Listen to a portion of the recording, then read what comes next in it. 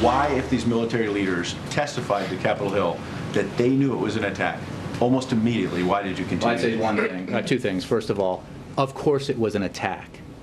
The facility was attacked. Right, there was never any doubt about. Come on, Ed. I mean, I know there's a desire here to that's what you said. Color outside the lines, but this is just not factual. Of course it was an attack. It was an attack that led to the deaths of 4 Americans. Now, all of this should trouble every loyal American, and politics should not be a part of it. We need the federal government to be proactive in protecting Americans from terrorists. And ironically, that's what the National Security Agency is supposed to do, but the NSA may be overdoing it. All right, there you have it, a heated exchange first by Ed Henry and Jay Carney, and then Bill O'Reilly reacting to a blistering bipartisan report from the Senate blasting the State Department for security lapses in Benghazi. Remember, we lost Ambassador Chris Stevens, Sean Smith, Glenn Doherty, and Tyrone Woods that day, 9/11/2012. Republican Darrel ISSA chairs the House Oversight and Government Reform Committee. And, sir, welcome back here, and good morning to you. Well, thank you, Bill, and thanks for helping get out the true facts, the ones you don't see coming out of the New York Times. Well, we're looking for a lot more, frankly, and we have discovered quite a bit just this past week alone. This Senate report, it lined up the State Department and knocked it down, and I know you've seen that report. Will you bring Hillary Clinton back to testify on that? She could be appropriate as we gather additional information, some that's been withheld from us. I think the important thing, though, is as early as October of 2012, our committee and fact witnesses were testifying that, in fact, they knew it, including the now deceased ambassador, own words when he's told Gregory Hicks, Greg, we're under attack. They knew from the get-go that this, in fact, was an attack. They knew there were terrorist elements that were linked or sympathetic with al-Qaeda that were part of it. And they continue to try to spin this for whatever reason, first to help the president get reelected, and now perhaps to help bolster this myth that Hillary Clinton was a good Secretary of State, when in fact we didn't do well and we haven't done well under her leadership. Just back to the question, yes or no, will she come back to testify? Can you get her back? Will you compel her? Right now, what we want to do, and this is important, Bill, is we want to get what's been said in classified sessions that shouldn't be classified. We want to get it to the public directly. We want to have unclassified sessions with particularly the military personnel so that these can be made public.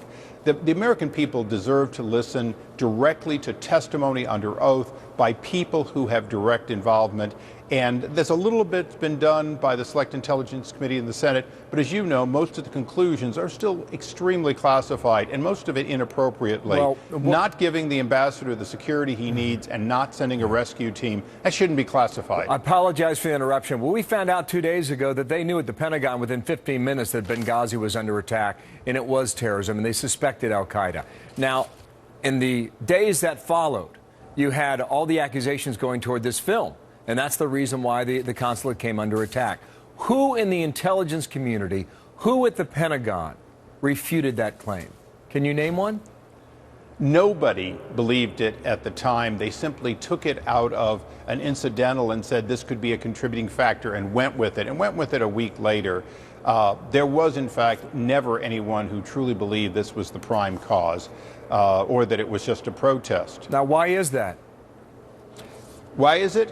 In my opinion, this was an attempt to tamp down a situation on the eve of an election so that they wouldn't have to admit that al-Qaeda and terrorist groups on September 11th attacked Americans and killed Americans.